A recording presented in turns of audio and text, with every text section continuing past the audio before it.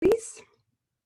So before introducing our presenter, I want to say a few words about why Oregon Health Authority is particularly excited and in hosting this webinar. They're hosting this webinar. We are committed to proactively promoting the elimination of health disparities and achievement of health equity for all people in Oregon. In fact, we recently established a 10-year goal to eliminate health inequities over the next 10 years. So achieving health equity, including how care and services are delivered and paid for, so all members of our community can achieve optimal health, is a priority for both the Oregon Health Authority and the governor. So we're really excited to be hosting Dr. Marshall Chin this afternoon to provide his expertise in this area. I'm going to do a brief overview of Dr. Chin's bio. He has a wealth of experience, but here are some, and I say brief, and even when you get brief, it's really not that brief because there's so much great experience. So Dr. Marshall Chin is a co-director of the Robert Wood Johnson Foundation Advancing Health Equity, Leading Care, Payment, and Systems Transformation Program Office. He's the director of the Chicago Center for Diabetes Translation Research, the co-director of the Merck Foundation Bridging the Gap, Reducing Disparities in Diabetes Care National Program Office, Associate Chief and Director of Research in the section of General Internal Medicine, and Associate Director of the McLean Center for Clinical Medical Ethics at the University of Chicago. He also serves on the CDC's Community Preventive Services Task Force, the National Advisory Council to the National Institutes on Minority Health and Health Disparities, and the National Academy of Medicine's Committee on the Future of Nursing 2020 to 2030. So as I mentioned, he has much more relevant experience, but in the interest of time, I'm just going to stop there and pass it on to Dr. Chin. Thanks very much, Chris, for the generous introduction. So when I was invited to do this talk, and I appreciate the time that I have with you as well as you all attending. So when I was invited, I actually felt kind of funny about it because nationally, Oregon, you are widely seen as being one of the leaders, if not the leader, in advancing health equity through state programs. And so, you know, who am I to basically be talking about equity with the pioneers here in Oregon? We do a lot of work with a variety of different states, and I think that I found that like, when I do speak with the various states which are considered to be the pioneers, they all say the same thing, that they say, sure, we're doing some things which are on the forefront. At the same time, we have a long way to go. And so I applaud you all here in Oregon, both for where you are as pioneers and also for saying, you know, that you know, you're on one part of the journey, which is a long journey. And so what I hope to do is very practically over the next hour, share some of the lessons that I've learned about advancing health equity in the hope that it'll be helpful as you continue with your journey. And my talk is going to be based upon several elements. So as Chris said, I'm a clinician, I'm a general internist. So I do outpatient work and I spend a month in the hospital on the general medicine wards with the team of the residents and interns and students. I've been doing research now for probably close to 30 years and basically multi-level research interventions on disparities. So clinician, patient, federally qualified health centers, communities, policy research. So have gotten a sense over time of a lot of like interconnecting systems and how it all fits together. Now, for the past 16 or 17 years, I've directed or co-directed one of the Robert Wood Johnson Foundation's major health equity programs. The current program is called Advancing Health Equity, Leading Care, Payment, and Systems Transformation. We're working with 7 teams. A team consists of a state Medicaid agency, a Medicaid managed care organization, health plan, and at least 2 frontline healthcare organizations. I also co-direct a Merck Foundation program called Bridging the Gap. We're working with 8 urban and rural communities to try to improve diabetes population outcomes. And one of the great things about you here in Oregon is that you have a wonderful mix of urban and rural locations and CCOs in your program. So that's the wonderful diversity. We've done about a dozen systematic reviews of the disparities intervention literature. And then at the University of Chicago, we're on year 8 of our own journey, sort of a health equity initiative, sort of across the whole organization. We've still got a long way to go, but we've learned a lot in the past 8 years. through the school Hard Knocks. And then I go to a lot of national meetings, at least pre-pandemic, and on a lot of national committees. So I have a fairly good pulse in terms of what's happening nationally.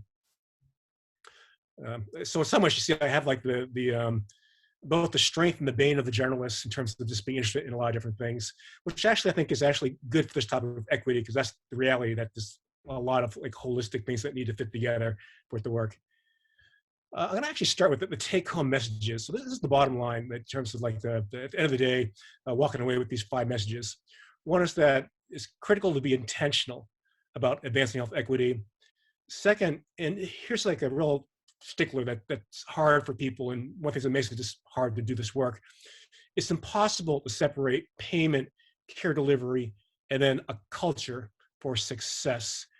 And I know we have a diverse group on this call. I think there were 140 people that signed up, ranging from clinical folks to value-based payment folks to plan folks, state folks. The challenge is that like everything's important and all the perspectives are important. And we run the problems if we start doing things in isolation, not taking into account the issues and perspectives of the other key stakeholders. So I'll talk a lot about that. Third, involving the frontline from the beginning, both patients and communities, as well as frontline staff, frontline clinicians. I'm going to advocate using a so-called roadmap to reduce disparities. I'll be talking about 2 parallel tracks, what I would call a culture of equity, and then a set of systematic processes for care transformation and payment. And then finally, the reality is we all need to be flexible for opportunities, especially something like state Medicaid, where it's a challenging field, in that like sometimes the opportunities are just come up pretty quickly and have to be taken advantage of. At the same time, for this to work, there needs to be sort of fundamental reform also that is going to be taking a number of years. So I'm going to start with 2 stories. So the building on the left, this is the University of Chicago's relatively new clinical hospital. And so the story is like, again, I've been there a long time. It's like year 26, year 27. And I remember when I first got there, the chief financial officer of the organization would make the rounds. And he would actually meet each individual clinical and service department. And he would give essentially a variant of the same talk each year. And one thing he covered was the revenue stream of the medical center. And so, back at that time, early on, there was a lot of fee-for-service in Chicago, and there still is a lot of fee-for-service compared to Oregon. And it turns out for a big academic medical center in a fee-for-service environment, it's a relatively small percentage of the patients that bring in the money. It was really like only 5% of the patients bring in the substantial amount of money that subsidizes the other payers, where you are either breaking even or losing money, as well as the teaching and research missions of a medical center. And then, this 5%, who are they? Well, you can sort of guess. It's basically procedures like orthopedic procedures, surgeries, gastrointestinal procedures, cancer chemotherapy. So it's pretty highly specialized stuff. So I heard him give this talk 3 years in a row. So I raised my hand and I say, isn't it a bit risky basing the strategic plan of the organization on only 5% of the patients? Because the strategic plan at that time was basically to try to recruit more of these 5% to need chemotherapy and orthopedic procedures and whatnot. So he said to me, well, Marshall, you smart aleck, someone always asks me this question every year. And my answer is always the same. What has changed in the market that would make me change the strategy? That, he's just responding to the market incentives and the market pressures.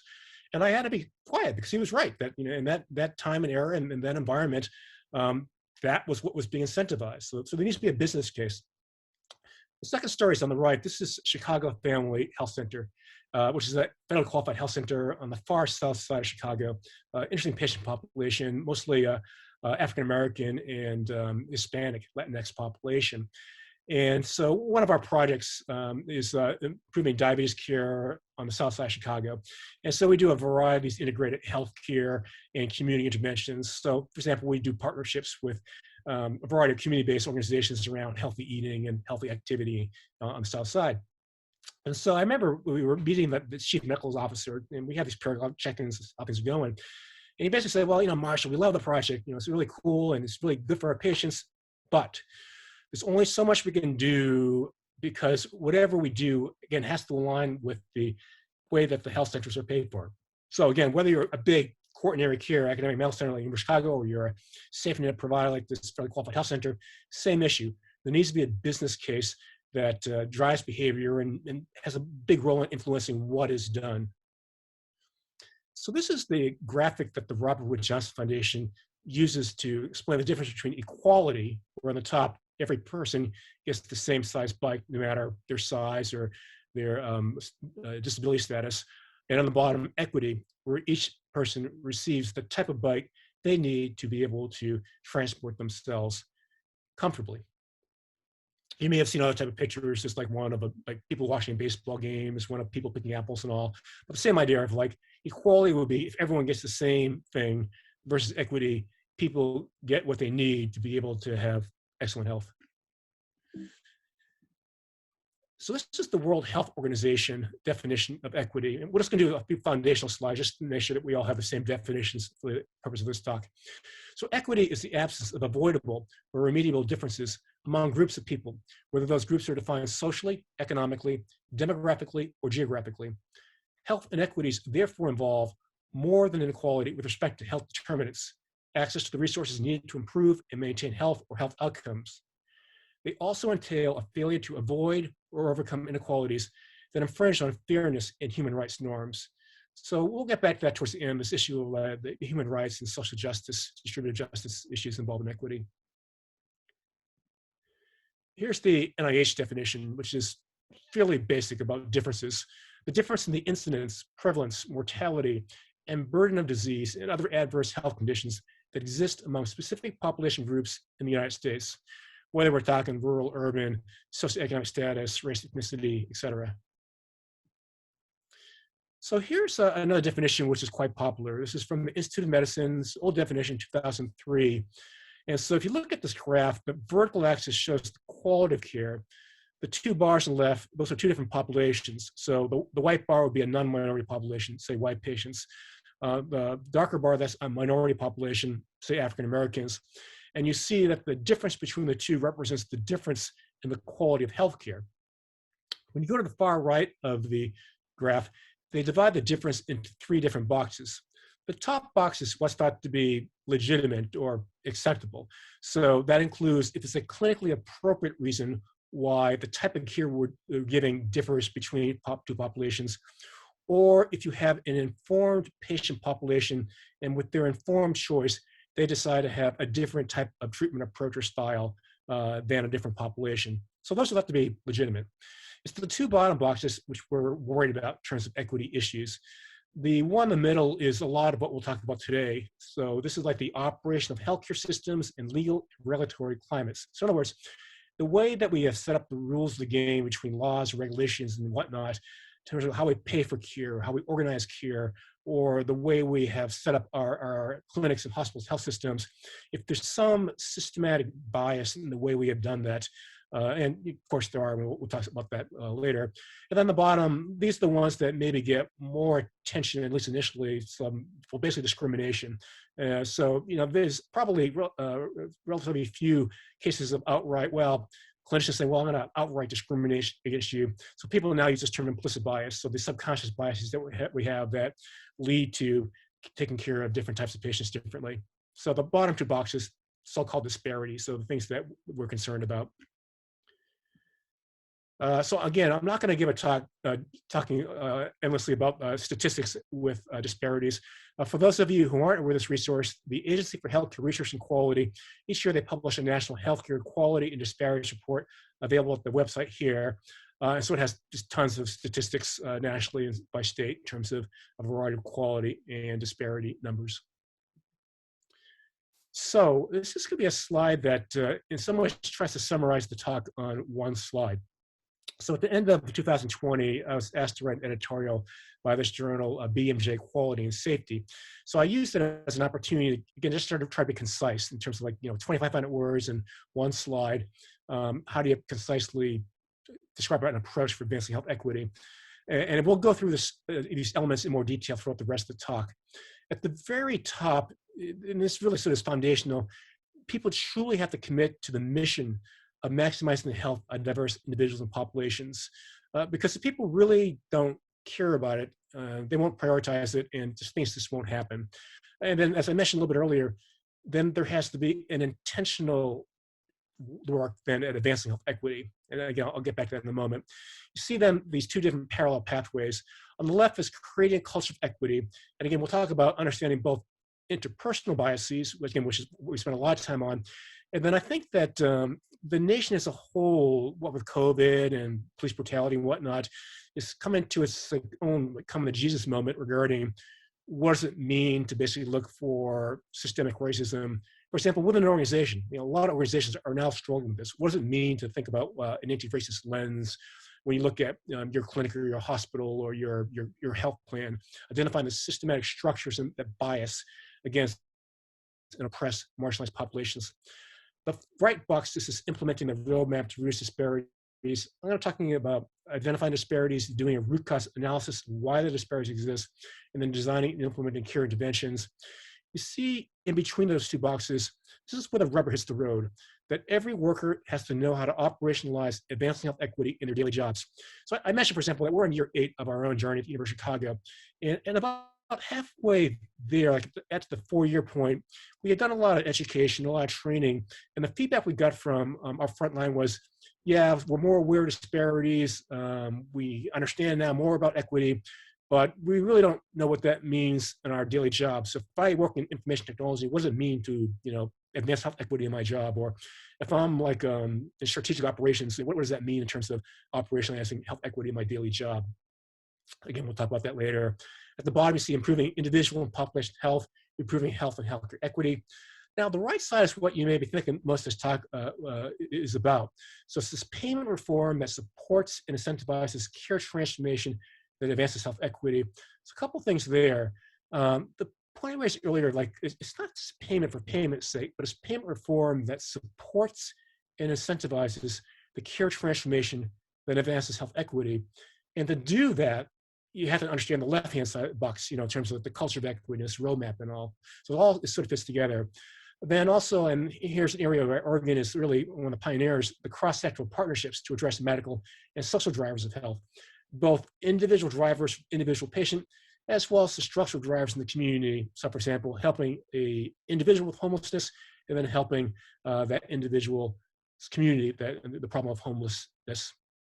I actually used the example in some of my other talks in other states about like how your governor has the slide of, I guess, the air conditioner, talking about how it's cost efficient for some of the patient with asthma to pay for an air conditioner to prevent emergency department and hospital admissions.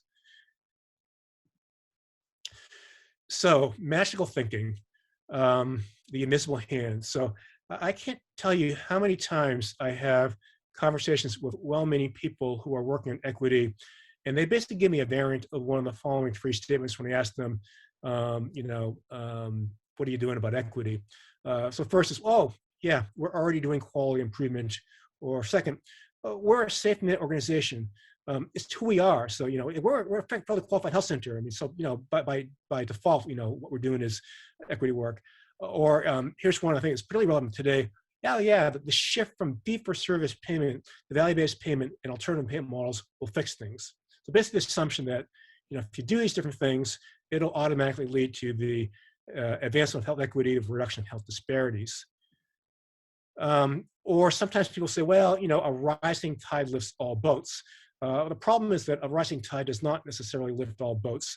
There's not a one-size-fits-all approach to work for everyone, and you can't assume that the invisible hand will work alone. So for example, if you have general quality improvement goals and metrics, there will be a not insubstantial number of folks that will think of what are the easiest ways to get to the overall goal of improving your clinical performance metrics. So a classic example will be cherry picking healthy patients. So setting up barriers. So setting up rules, for example, forbidding your clinic to see Medicaid patients, or other types of like cherry picking barriers. So these negative unintended consequences, which could have been avoided if there was more intentionality in the incentives and systems designed to advance health equity. So again, this issue of like, how do we view quality improvement? How do we view payment through an equity lens?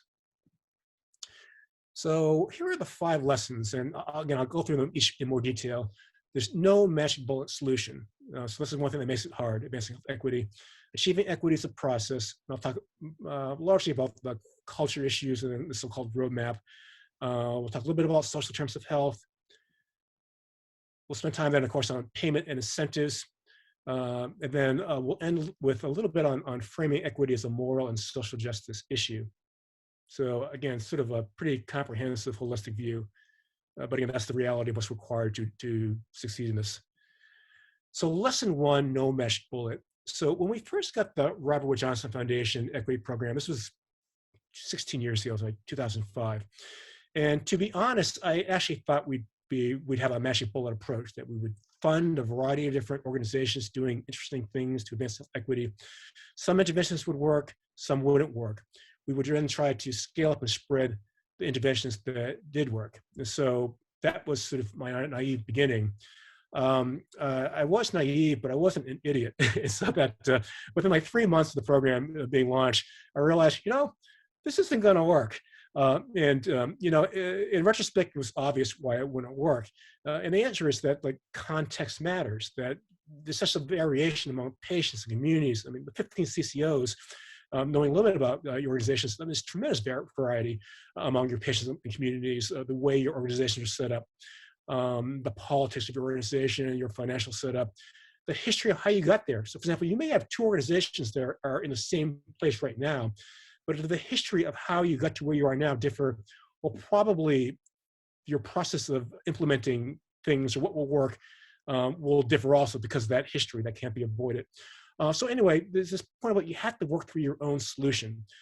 Even if you sort of know, like, so for example, the principle I'm going to show you today, I think by and large, you're going to find that these are principles that work, and that, you'll, whether it's now or in a couple of years, you're going to reach that conclusion.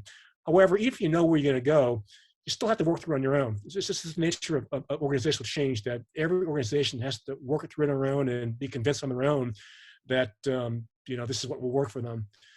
So when I tell people this, they don't like it, that they would prefer having a menu of evidence approaches and interventions that could take off the shelf and either use like that or else adapt. And so in practice, people like options and menu and models as a start, but again, there's no substitute for working through the process on your own. And again, we'll talk about that in more detail. So there is no magic solution, unfortunately. So lesson 2, achieving equity is a process involving culture and the technical. So again, it's just sort of a related lesson. Again, the point that, I can't say, well, just look at this state, they figured it out. And it's really for a couple of reasons. First, no state has figured it out in terms of how to advance health equity. But even if one had for their particular setting, it's the same thing, that you can't necessarily say that what will work in state X will work in Oregon because of the unique aspects of Oregon. However, general principles will probably hold. And my talks now geared mostly towards general principles. Many of you have heard this particular quote, famous quote from Peter Drucker, a businessman: "Culture eats strategy for breakfast."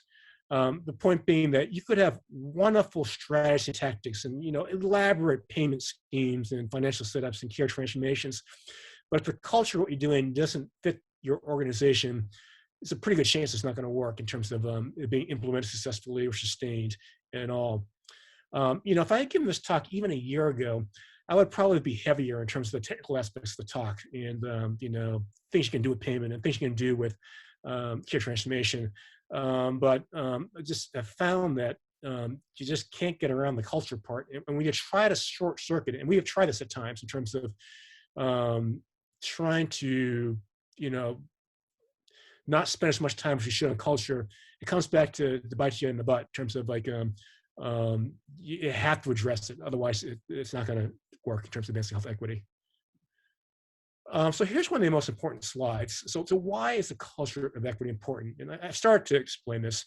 So first, effective equity interventions just won't occur and or be sustained unless equity is prioritized. You have a lot of organizations that essentially give lip service to equity or anti-racism and all. Many fewer organizations that have thought it through and then are committed enough that they are prioritizing it and committing adequate resources and mobilizing troops to really do it. So it has to be valued and prioritized. The second bullet has to do with you can do a isolated project. So for example, the classic thing is that you get some one-time grant, and then you mobilize the people who are most committed to equity, and you can succeed in your one-time grant, and then it goes away once you lose the funding, or it isn't institutionalized because you just worked with the truly committed and you need to involve the rest of the organization. If the goal is wide-scale sustainable change, you have to have buy-in across the organization, and that buy-in won't occur unless equity is understood, valued, and prioritized. And the whole organization is necessary. So for example, you can't just involve the equity folks. You're gonna probably have to involve groups like the information technology people, or the patient experience people, or the actuarial group within the health plan. It's endless in terms of the groups that are necessary to get involved. Again, in terms of their buy-in and collaboration for it to be done. So it really is something that cannot be marginalized, because we're talking about both the behavior of individuals, and then this thornier one of how, essentially in every organization, there are various structures, rules, and regulations put into place that will bias against one organization or another, whether we're talking like race, ethnicity, whether we're talking social economic status, or whether we're talking, for example, like in Oregon. I mean, you have again probably about a third or so of your population or your CCO beneficiaries are probably more rural. And if Oregon is like a lot of other states, a lot of power base politically is in the cities, and that leads to then various structures that aren't to the advantage of rural populations. So, and then third, this is again a very thorny one. Organizations often won't address the key underlying drivers of inequities unless hard discussions occur regarding things like racism, colonialism, social privilege, and all. They're hard conversations to have, and if it's not a particular incentive to do it, or it's not a priority, well, odds are it's not going to happen. So then you have interventions designed that don't really address the root causes of the disparities. Okay, so back to our diagram, and now we're going to do a deeper dive into the left-hand box, this creating a culture of equity. So this is one of my colleagues, Monica Peak, and so it's designed to show identities, that we all have identities. We all have a race or ethnicity. We all have a socioeconomic status. We all have a gender identity. We all have sexuality. And the diagram is designed to show that the views that we have of ourselves, as well as of others, aren't pure. Let me see if I can explain this. So one of my hobbies, I do amateur improv comedy as well as amateur stand-up. And one of the first exercises that an aspiring stand-up is taught is to try to understand how you perceive others, how you perceive the audience, or reading the room, as well as understanding how the audience perceives you. So for example, when I walk on the stage, I'm a 50-something-year-old graying Chinese American man, right? So before I open my mouth, there are certain images then that the audience has of older graying Chinese American men, for better or worse. And so I have to be aware of those as I'm thinking about the jokes I'm going to say, the setup and all. So you see in this diagram, what's depicted is that the mirror there, that represents society. So my perception of myself, for example, or of someone else, isn't a pure perception. It's partly a mirror of society. And so we're bombarded this with terms like media images. And so a lot of my stand-up sets, I will have at some point do some jokes about identity and sort of like Asian American stereotypes. And, it's pulling the draw from in terms of TV shows and all over the years. So it's an idea that because of the various stereotyping that society has set up, for better or worse, it's influenced then our own perceptions of both of ourselves as well as others. And unless we realize that as individuals or as clinicians or as a stand-up comic, we're not going to succeed in our work. This second aspect about structural racism, this idea about free, frank, fearless discussions. And again, I've talked a little bit about structural racism, colonialism, and social privilege. So let me riff about this for a moment. Maybe about 3 or 4 years ago, I had a very formative experience where I spent a summer in New Zealand, or as the indigenous Maori call it, Aotearoa. I wrote a paper comparing what New Zealand and US were doing regarding health equity. And one of the best parts about the project were that 3 of my co-authors are Maori, the 3 folks on the left-hand part of this slide. And we had literally dozens of these tough conversations. They were very open and frank. And they basically explained to me the lived experience of a Maori person. And they're explaining to me, like, basically, because of the various sort of laws and structures and rules and regulations, how this trickles down in terms of these structural inequities regarding things like the educational system or the payment of healthcare, ways that sort of bias against the Maori in either intended or unintended ways. Um, the Maori are interesting. That like it's about 15% of the New Zealand population, whereas in the U.S. American Indians are like less than 1%, like I think it's less than 2% of the U.S. population. Actually, I guess the eastern part of Oregon, you have a sizable American Indian population. Some of your CCOs there. Um, is a more visible and more politically powerful population in New Zealand. So, it was sort of an eye opener to me, these conversations. Um, and again, I referred this a little bit earlier that with COVID-19, I mean, we're seeing a lot of these racial ethnic disparities. I think we're all familiar with this list here on the slide: higher rates of comorbidity, higher exposures as essential workers, the mistrust issue regarding vaccine hesitancy, other systemic barriers like transportation or access to employer-based health insurance and all. So we've had more public recognition about systemic racism. Similarly, police brutality, the criminal justice system, housing redlining, et cetera. So it's been more discussion. The bottom line is, we may have discussions, but do we really value health equity? Are we truly intentional about our actions to produce health inequities? So, for example, how many of your organizations is equity in your mission statement? If you look at the compensation scheme for senior executives or various staff, are the rewards and incentives built into the contracts that will reward folks and team members for reducing disparities? What kind of training do you and your organization get regarding this? How are you dealing with interpersonal biases? How are you dealing with the hard look internally in terms of structures? So, for example, again, like a lot of organizations now are looking at things like their hiring processes and some of the biases there. So, like in medicine, for example, like the groups that are looking at like selection of medical students or residents and all, it turns out there are basic stuff that is like essentially biased regarding the processes and things like the way like letters of recommendation are written, and they're all kind of biases. For example, like how adjectives used to describe female candidates versus male candidates and all, and so it's sort of baked into the systems. So I gave anesthesia grand rounds at the University of Chicago like last week or a couple weeks ago, and one of the questions I got was, well, there's racism within medicine. Are we worse than other fields? And I said, well, sometimes we self-flagellate ourselves in healthcare. And I don't know the literature more widely, but I would guess other fields are at least as bad as healthcare. And so I wanted to share with you a few other examples that some of you may be familiar with, at least some of them. And I think they're quite powerful examples for those who may not have heard them before. So one of my sins is that I am a big fan of the NFL, and I know more than I should. And so I probably could have an intelligent conversation with the fans of any NFL team about their particular team. And so the football fans here will know the Rooney Rule, named after the owner of the Pittsburgh Steelers, which had to do with like when a head coaching opportunity opens in NFL, there's a rule that you have to interview some racial ethnic minority candidates, because for a league which is like what 80% or whatnot of the players are people of color, there are relatively few either owners or head coaches that are people of color. And so you in Oregon, probably a lot of college football fans here, so you recognize the name Urban Meyer from college football ranks. The Jacksonville Jaguars hired Urban Meyer to be their coach a few months ago. And one of the first hires that Urban Meyer made was the weightlifting guy, the strength and conditioning coach. So a very important coach to have on the staff.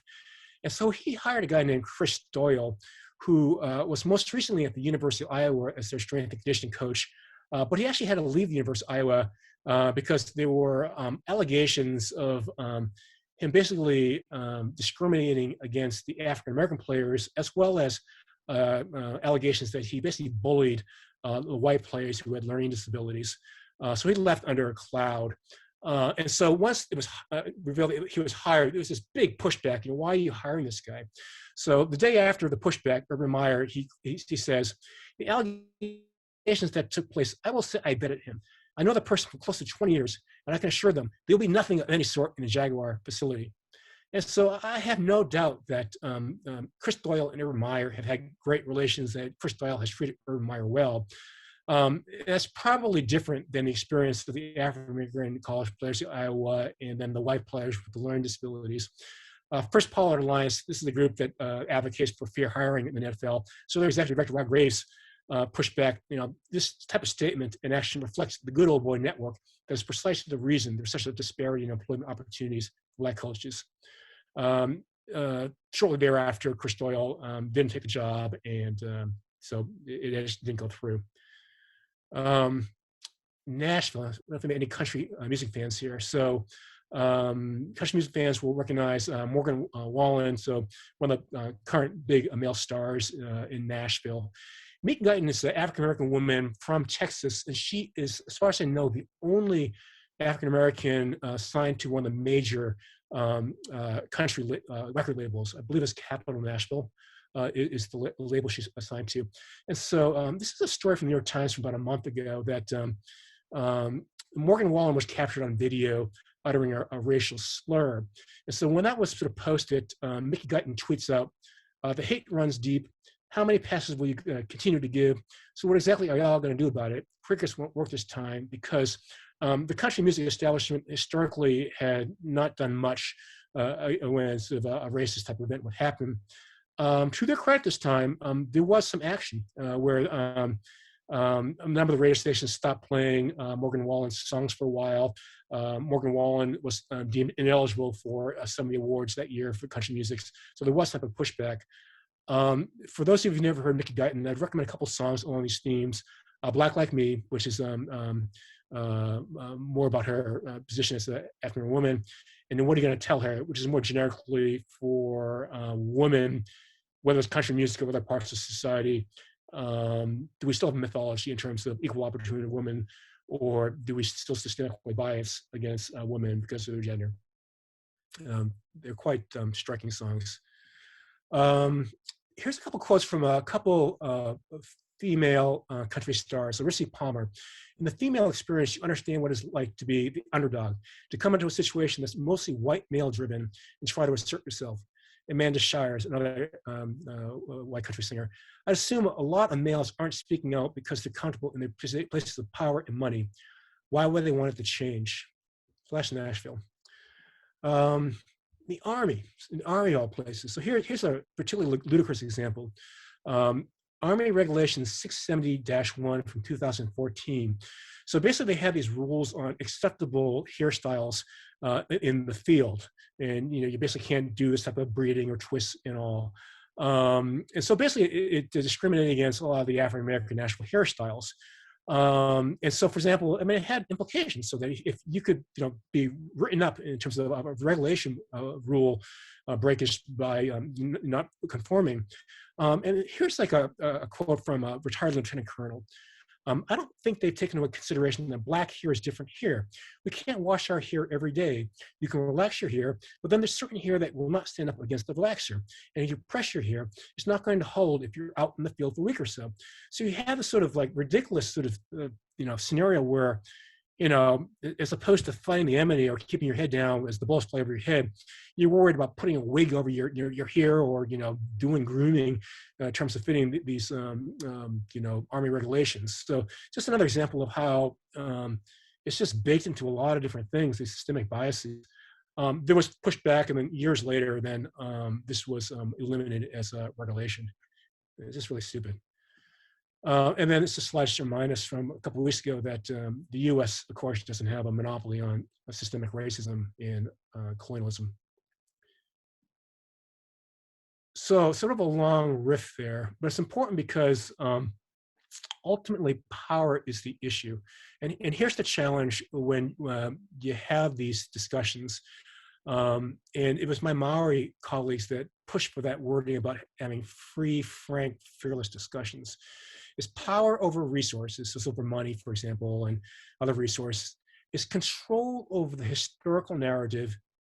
And so it's played out in different ways. So, for example, we live in this very sort of divided country right now in terms of the partisanship and the so-called alternative facts, alternative realities, where we literally have large parts of the population who believe different realities, and each different side is spending a lot of resources to try to basically control the historical narrative, control the what is thought to be the facts of the situation. And it's important too in terms of equity because it controls in the framing of health equity. So, for example, how much is health equity thought to be an issue of personal responsibilities to blame, the individual, versus a result of a systemic biases, systemic racism. So it's important in terms of these power issues. So the Maori were the people that introduced me to this term, white fragility, which is coined by a white academic named Robin DiAngelo. Comes from like a multicultural education. I think a PhD actually from the University of Washington, so pretty close to your neck of the woods. So she coined this phrase, white fragility. So racial stress can lead to defensive emotions and behaviors in whites such as anger, fear, guilt, argument, silence, or withdrawal. And so the point the Maori taught me, which made sense to me, was that you can't put it under the rug, these discussions, because here's the reason why they explain. Discomfort cannot be a reason to avoid dialogue, for then white fragility would in essence be a tool to perpetuate inequities in the power structure. So in other words, you say, oh, we're not comfortable discussing racism. We just don't feel comfortable about it, or we're offended that we're talking about racism. Well, then you're basically saying we're going to keep it at a status quo the way things are. And if that status quo is sort of has structural racism based into it, well, you're perpetuating the existing inequities by your reluctance to have an honest discussion about these issues.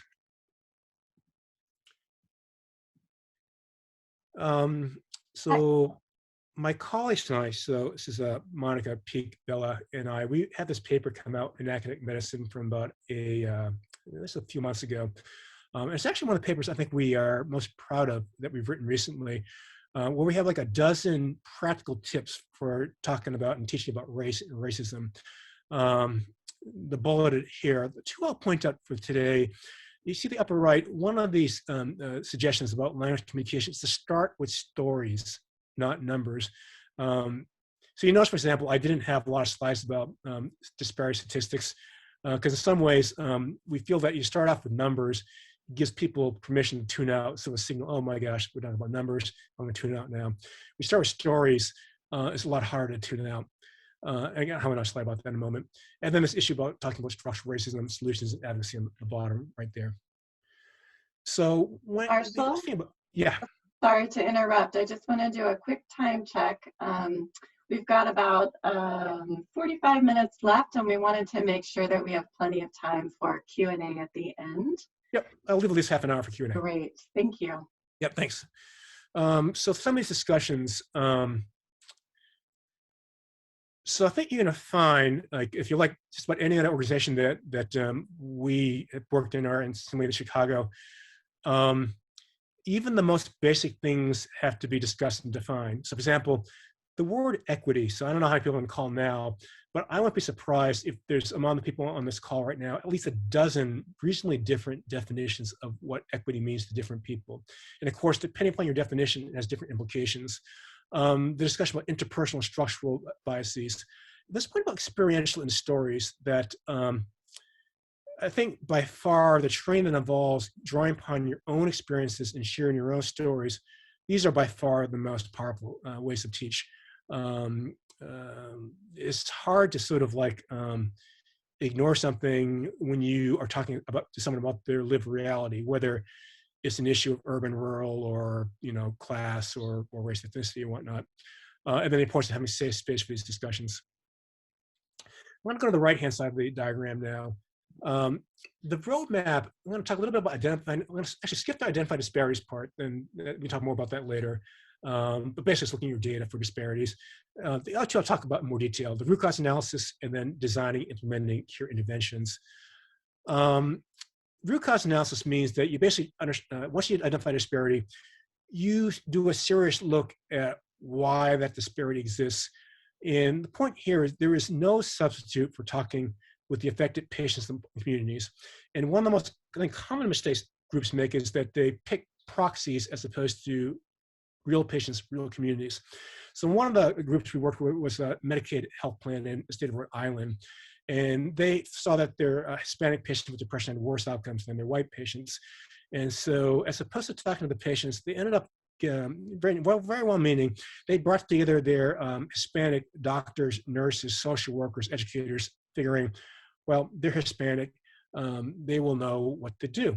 And so they had these conversations, and then the Hispanic providers said, well, you know, let's do a telephone intervention because we need to get past this transportation issue. There are family issues where people have to take care of young children at home and all. So if we do a transportation, telephone intervention, it'll get past that problem. They try rolling it out, and they have trouble enrolling more than 12 patients. And why? Well, my guess is if they had talked to 12 patients, they probably would have figured out both of those a priori, and then they went to had an intervention that didn't work. It turns out like patients had cell phones, but most had pay by the minute plans as opposed to the unlimited plans. I would guess probably most of the people on this call, if not everyone, has the unlimited minute plans.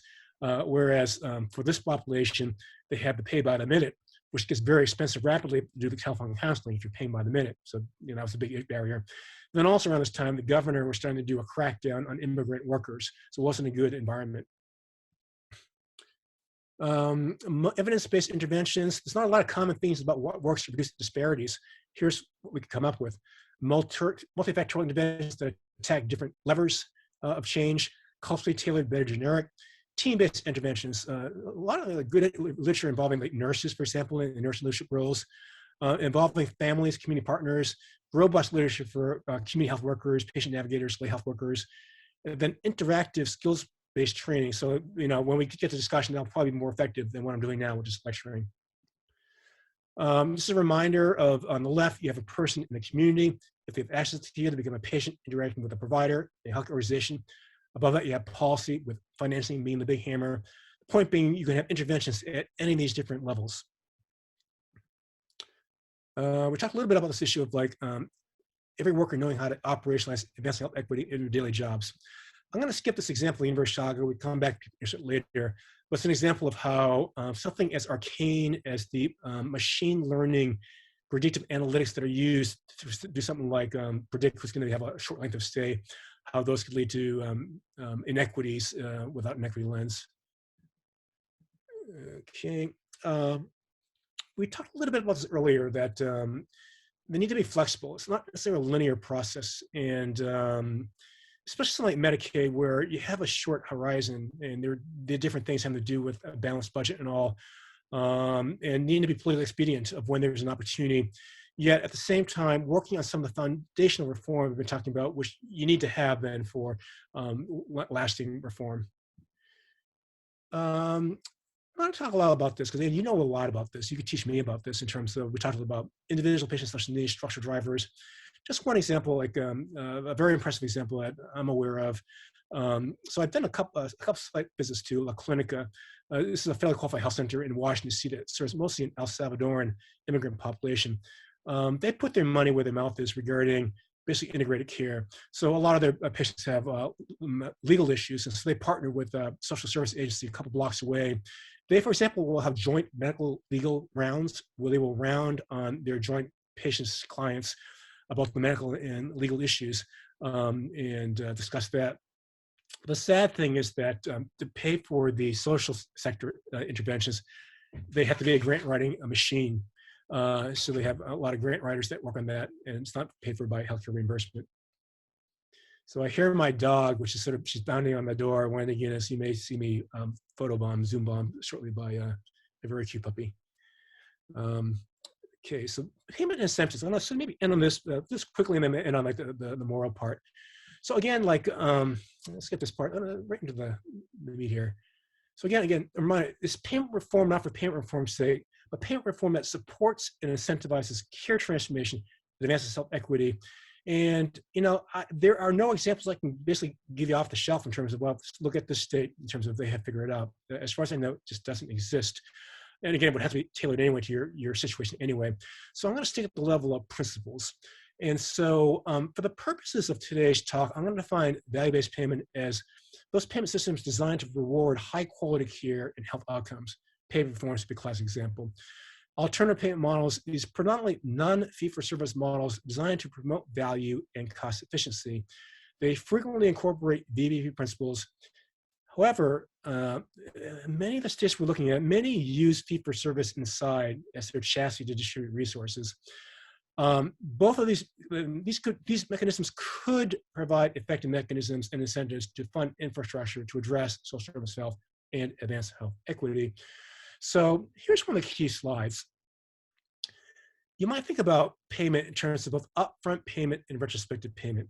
So upfront or prospective payment, this could cover the infrastructure and workforce for interventions. So something, for example, like community health workers, fee-for-service rarely pays for community health workers, so it has to come from somewhere else. So how do you get that type of upfront money? How do you get that money to flow and not into profits or into like the new shiny building, but to cover some of this infrastructure that's necessary for these equity interventions? Or something like team-based care, a lot of the functions of a team aren't paid for. So, it's going to come from somewhere. Or something like the changes to your information technology to be able to track equity. Where does that money come from? That's related but different than retrospective payment, which can reward and incentivize reducing disparities in advancing health equity. Retrospective payment that rewards a clinical performance metric that reduces disparities. There are different flavors of upfront payment. So this per member per month, for example. We talked about fee-for-service and retrospective. Something like shared savings would be another example where the shared savings with the quality metrics required, that's retrospective in terms of a retrospective value-based payment form. Hybrid example would be a bundle, a maternity bundle. So this element of that upfront payment for the prenatal delivery and postnatal care.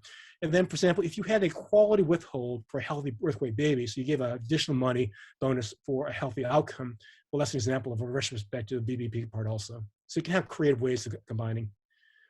And then also really important, when it comes down to it, in terms of principles, there are these functionality questions which have to be asked. And this is another reason why it's hard to generalize, because there's such heterogeneity in terms of how different plans or states answer these specific functional questions.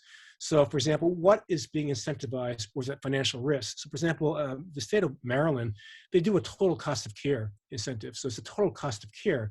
So that's a very different incentive than if you're just incentivizing inpatient care, for example. How large is the incentive or the amount of money that's at financial risk? What patients or populations are you responsible for? Attribution.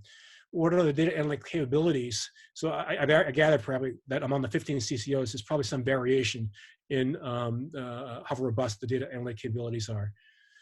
What is the relationship, if any, of savings to quality metrics? What are the appropriate payment targets? And here's where you can do a lot of creative things. So to get the bonus, do you have to reach an absolute level of attainment? Is it relative attainment compared to, for example, a benchmark or peers? You reward improvements. You may start at a very low level, but if you improve a lot, you should get paid. Or you can actually reward the actual reduction disparities or various combinations of the above.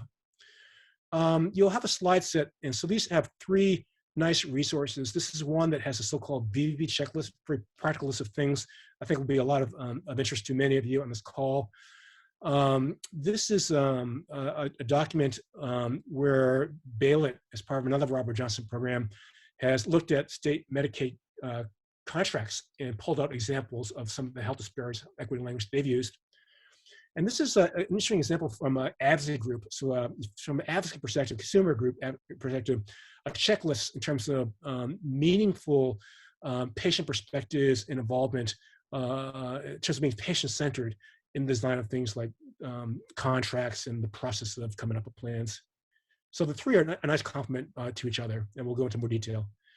I'll end in the last minute or so with just a reminder that, ultimately, this is a moral and social justice issue. And we can talk about incentives, and incentives are important, but ultimately, the most important driver of behavior, both within your organization and outside, is people's intrinsic motivation, their sense of wanting to do the right thing. You can only incentivize so many things. So you really are dependent upon really a powerful arguments in terms of, doing equity work is the right thing.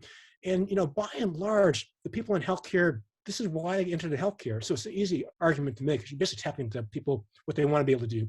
So much you're enabling people, you're supporting people to do what they want to do. Martin Luther King quote, "Justice and health is the most shocking and the most inhuman form of inequality." Distributive justice, the idea is that if we create the rules of society before we knew if we were rich or poor, black or white, urban or rural, would come up with fear of rules. And so again, why it disparities exist because we tolerate them. I'll end with this example that we do some work with a wonderful Frontier Idaho group, an amazing group in northern Idaho.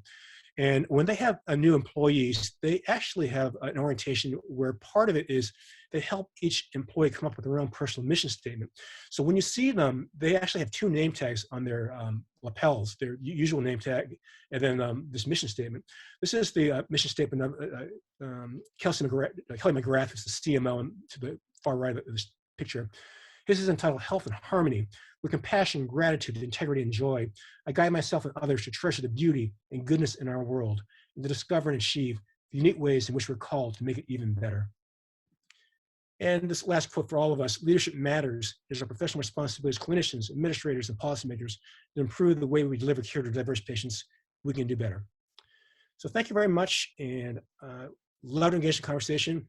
And I will try to be as truthful and honest as I can be in our discussion. So Lois. Yep, thank you. That is a great point to stop. I am working on unmuting all. I just put in the chat box the process we're going to use for question and answers. I'm sorry, I'm hoping that folks can unmute themselves. Chris Damaris, can you check that for me to make sure?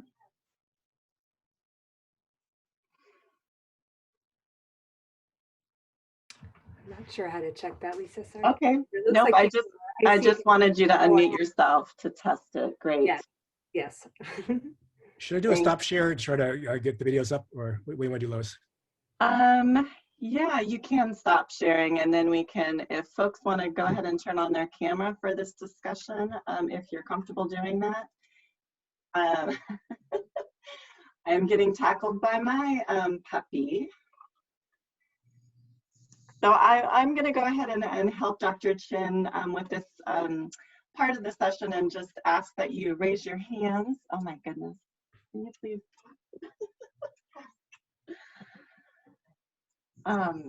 Sorry about that.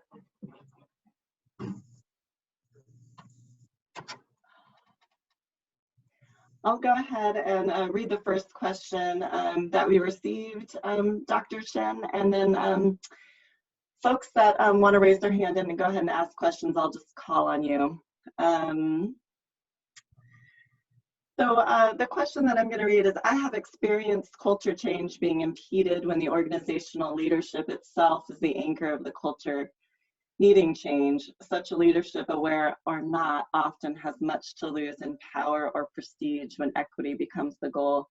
Have you found ways to obtain true culture change regarding equity without meaningful leadership to support it?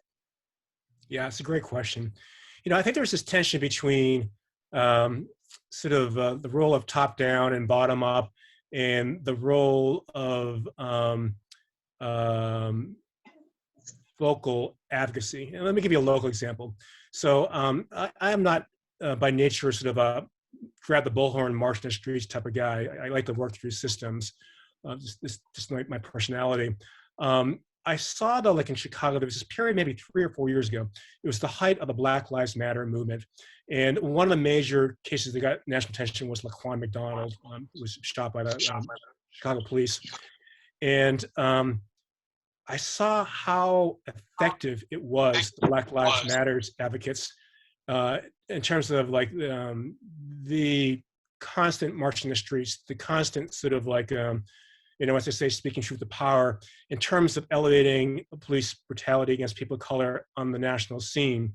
And in our own neck of the woods, for years, we did not have a trauma center at the University of Chicago. even though we're looking at the South Side, predominantly African-American neighborhood, a lot of trauma on the South Side. And the reason why we didn't have a trauma center is that trauma centers lose money. Or as I say, like, especially penetrating trauma, basically knife wounds, gunshots, not a well-insured population, you lose money on trauma. And so it wasn't a priority. And then there was a lot of advocacy, both from the community as well as internally, that put pressure on the university. And we now have a trauma center. And, you know, there's a full story behind that. But part of it was the pressure from the community. So I've actually written a paper about what I call movement advocacy. Like, you know, on one hand, you have to work with people, and there have to be these trusting relationships, because, you know, if I'm going to do the change working with the administrators and clinicians at the University of Chicago, it's not the greatest way to start off. I say, well, you know, you're a racist, you know, and now let's work together on improving health equity. Yeah, at the same time, as you mentioned, there may be some times where the people in power are very reluctant to give the power, you know, whether it's because they don't believe it in terms of these inequities, or, you know, they're trying to protect their own positions of power and their wishes and all. Well, there, you know, if there's a situation where there's a big gulf in power between, you know, the powerful and the oppressed, if the people in power have little reason to change what they're going to be doing, you know, these are reasons why, you know, you probably got to, you know, notch it up a step. And so even though I'm not the guy in the street doing the bullhorn, you know, there's a role for those folks, you know, in terms of like, it's part of the whole American political process and advocacy. And, you know, if it weren't for those folks, if it wasn't for those folks in terms of our trauma center, you know, we wouldn't have the visibility about systemic injustice in the criminal system, or we wouldn't necessarily have a trauma center at the University of Chicago now. So it's a complicated question you ask. And so I think there is a role for a variety of types of advocacy.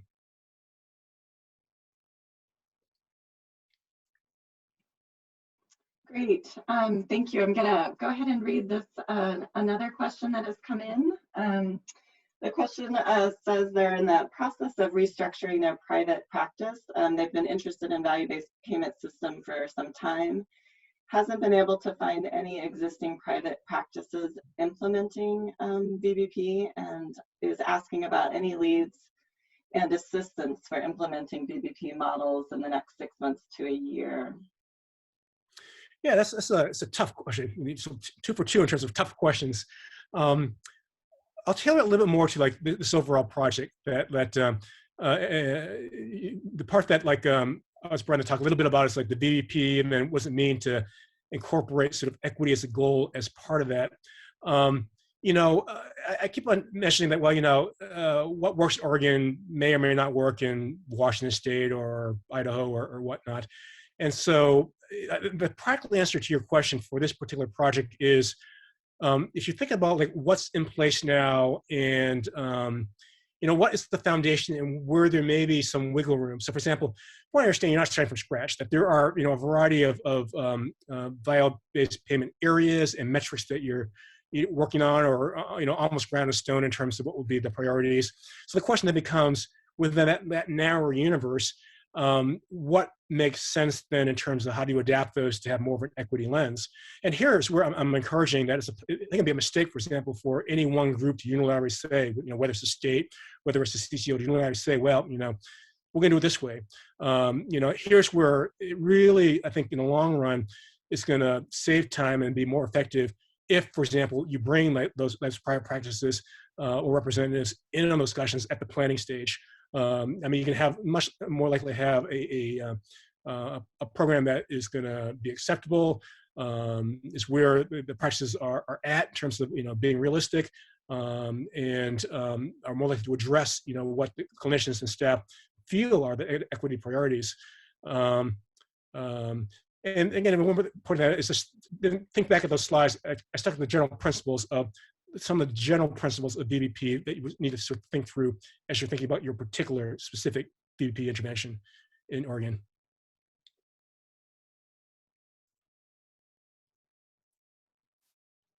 Great, thank you. I just want to do a check. I want to make sure that, okay, it looks like I do see a raised hand. And Oliver Tatum, do you want to go ahead and ask your question and make sure that you unmute yourself, please?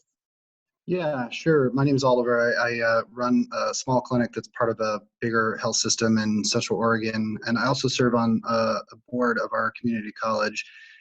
And I see that what gets measured gets done. And so I'm very interested in how at sort of a very high level, board of directors level, measures can be put in place to really incentivize an organization to diversify and include diverse populations in its staff and leadership. And I'm wondering if you could point to any organizations that serve as a good example of doing that successfully. Yeah, so you're talking about like sometimes people use this wider term like diversity, inclusion, and equity, and a lot of things are sort of embedded in that. Of which one is like diversity of the workforce, recruitment, retention, hospitable work environment, et cetera. This is one where like at that more general level, there will be more examples as opposed to, I think it's gonna be a much small example. What you asked me to point out, well, point me to a state that's done BVP well with an equity lens. Um, you know, um, Again, I'll talk about the one I know the most, like University of Chicago, that, again, we're not perfect, and we've been at it 8 years, but it's gone from, it's interesting, like we had a change of CEO and dean about 8 years ago, and it made a difference in terms of like, an interesting thing is that, this person, not necessarily an expert in all these equity issues, but he cared about the issue, and then he hired people that were expert in terms of certain aspects of this. And then from a practical standpoint, ultimately this has to be suffused throughout the whole institution. It helps though to have some groups within the organization that this is, their passion, who can help coach in some ways, like some of the other groups. It's not going to work if you have like, the equity leader trying to do everything, but that equity leader as someone that can help facilitate others and start to engage in the discussions. Ultimately, for that to happen in terms of like as you said, like the diversity, you got to have those hard discussions. Something like that just not going to happen, unless you have the discussions first of all in the organization of like, well, what is the problem? Why is it the problem? Why are we having trouble recruiting a diverse workforce?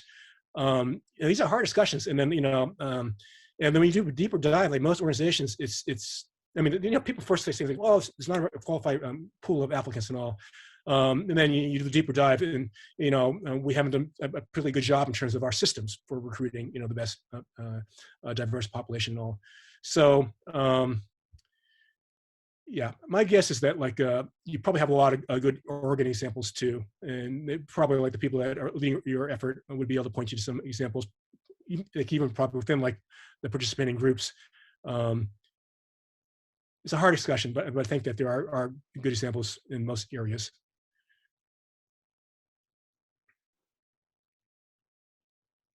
Great, thank you. I am just looking. Let's see. Chris, did you have a question that you wanted to ask? Yeah.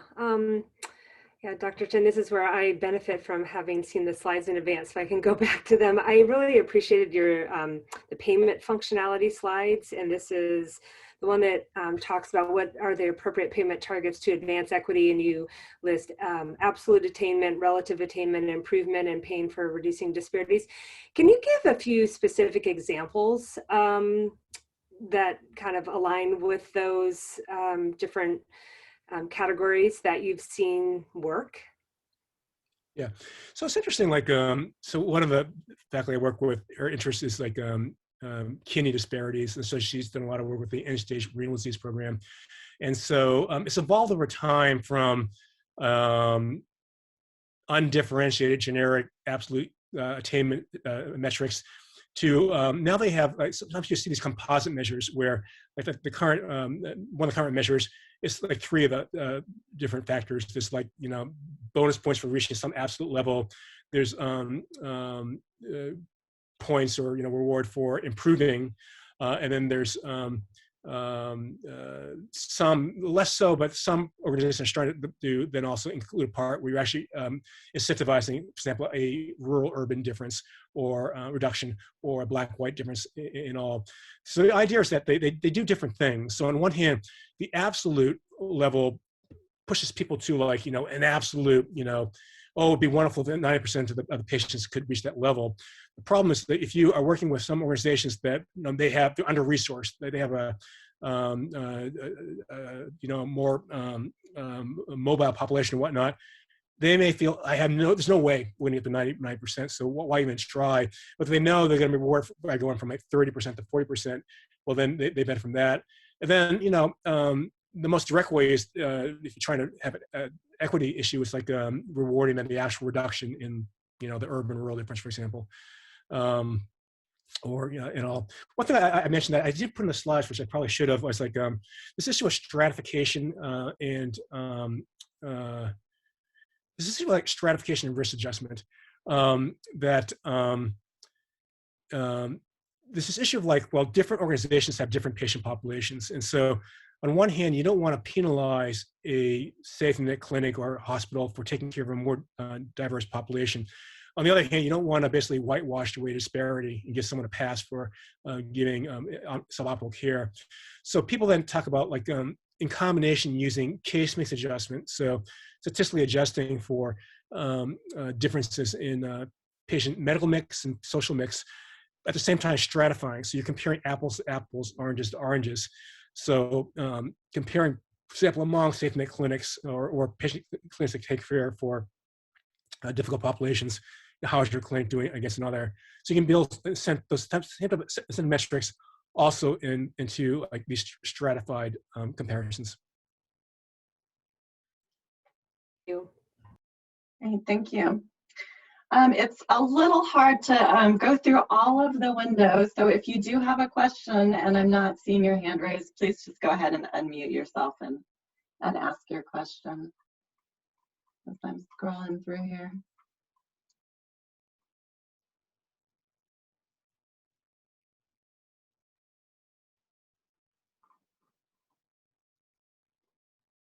Okay, it looks. I have a question, and this Great. is Quico Wilson.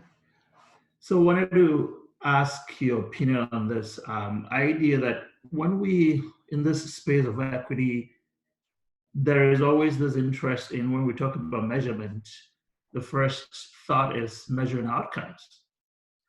And sometimes we know the constraints here. And I've always thought about this as we could begin with structural measures, process measures, and eventually get to outcomes. But I understand also that there is not much appetite for that approach. From your work and experience, would you recommend, even though you say there is no magic wand to addressing these issues, would you recommend some of these approaches to reducing disparities and addressing inequities? Yes, it's a wonderful question.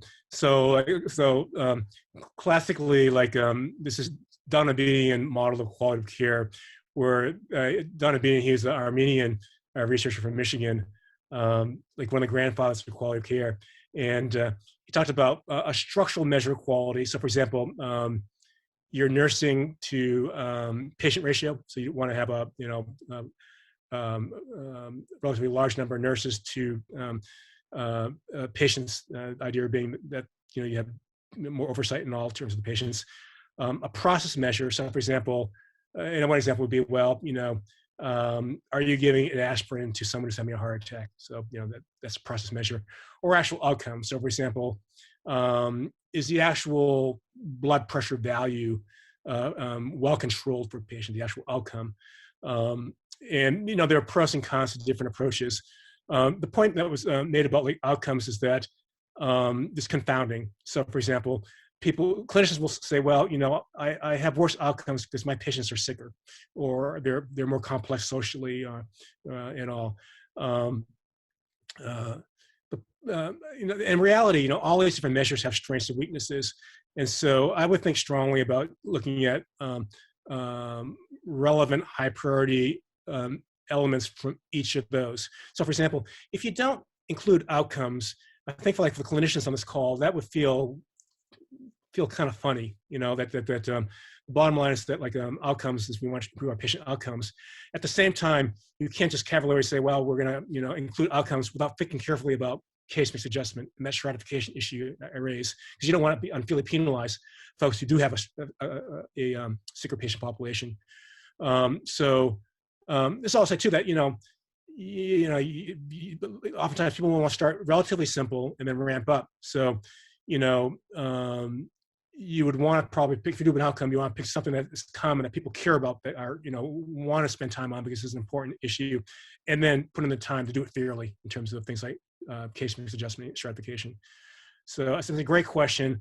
My practical answer would be thinking about some limited subset of all three to get the toe in the water and start working through these issues. You think what happens too is that, you learn a lot, as individuals and organizations from, one example, and if you pick a good outcome example, a good process measure, a good structural measure, you'll learn a lot in terms of the issues that come up. So when you do the next iteration, you can get better at it or do more or whatnot.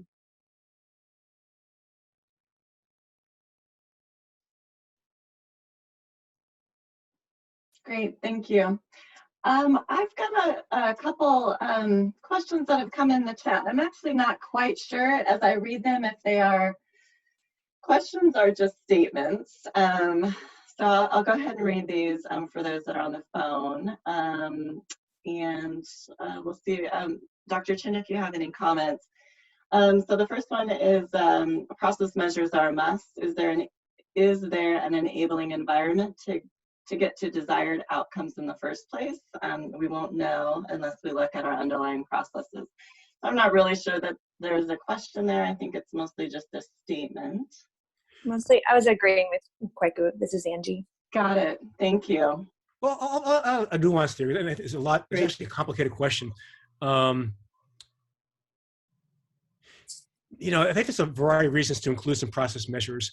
One is, as you said, like they're a value unto themselves. There are, for example, you can pick process measures that are linked through the literature in terms of if you do this, you lead to a better outcome. That's one argument. Another is that if you're taking a quality improvement perspective, and I know there is a variety of quality improvement people on this call, it helps to identify key processes that should be done along that pathway of what it takes to get the better outcome, as well as the quality improvement people will also have an implementation science lens. In other words, again, like real world implementation. I thought you were going a different direction there, Angie, of it's a really good point you have of no, implementation science all the way. Yeah. It's a really good point about how it's not magic that your organization can put themselves in a better position for this to work if, as you said, you create the environment and structure and support that actually put the clinicians and staff in a position to succeed. And so, for example, if one of the measures you're tracking, and maybe this is just internally, is something like, you have a process measure is of whether you have provided, the clinician with the adequate information about that patient's social status. So for example, again, you guys are one of the pioneers in this, but more and more places are doing a better job of social needs screening. And again, you guys are a pioneer. And so that would be an example of a process measure you could incentivize and actually put money on it in terms of making it more likely that frontline staff have that information to be able to better serve the patients. What was the second question? Yeah, and I'm going to ask Tammy just to kind of help me with this question. I think it's directed towards OHA, but I'm not actually sure what the last part is. So I'll just read it for everyone, and then Tammy, you can help me. It feels like public health side of OHA is more focused on equity. I'm not really seeing that on the behavioral health side as far as funding goes. Do you see the behavioral health side joining this conversation too? And it states, I do have great respect for the state behavioral health team. And Tammy, my question for you, for clarity, are you asking if there are initiatives in the behavioral health side around health equity, or can you just clarify what you're asking a little bit there? So what I'm asking, I guess, is our state behavioral health contract, we're a CMHA, hasn't changed over the years, hasn't taken into account. We did get some CARES funding to do outreach to underserved populations, but public health, you guys, if this is part of public health, I think it is, that's where I'm getting my invites. seem to be focused on making the changes necessary to serve the underserved population. And I'm just wondering if you see the behavioral health side of the road coming over to this side and looking at how we can better serve underserved populations. The CCO is great, but as I said, our contract, I don't believe funding has changed since at least 2010. I can chime in, Lisa. So hi, this is Chris DeMars again, and so just to be clear, this session is been coordinated by another division at the agency, and you all don't need to keep track of this, but we're the Health Policy and Analytics Division. Of course, work closely with those that are in behavioral health, which is in a separate division, and public health. What I will say is, as I mentioned at the beginning, and I know a lot of you joined after I made my opening comments, that OHA has identified a 10-year goal of eliminating health inequities. And as part of that, the agency-wide offices and departments are going through and work to kind of orient their activities and future planning around promoting equity and eliminating disparities. And so I know from my conversations with my partners in the behavioral health part of OHA that they absolutely have equity at the forefront as well. COVID, of course, has interrupted the work of probably all of us on this call and all of us at the agency. And so you might not be seeing things change as quickly as we would all like, but I would just kind of put a kind of support that, yes, you should be seeing changes. And I'm happy to connect with you offline about specific questions if you want to reach out to me after this. Thank you. That makes me feel much better. Thank you very much. Sure. Great, thank you. We have probably time for one more question before we wrap up. Any final questions? I'm scrolling through here, and please just feel free to unmute yourself. I can take it if the one is taking it. This is Quick Wilson again, sorry. So you said, and I want to pull on the theme of no magic wand to addressing, and I tend to think that payment is important in a market-based delivery system. And if you were to order or rank the principles, would you put payment on top?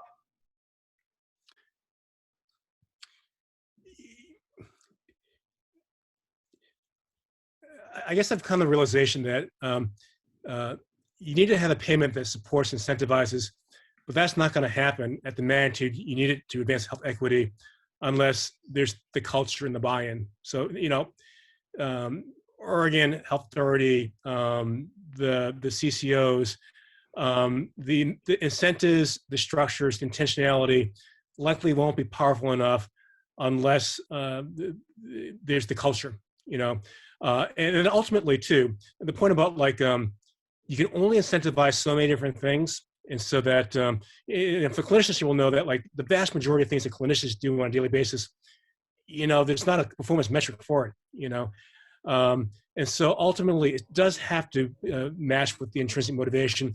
That's why I say it really is the combination, because one without the other doesn't work. I mean, you can have great intentions, you can have a culture of equity, but if the money's not there and the structures don't support the work that people want to do, it ain't going to happen.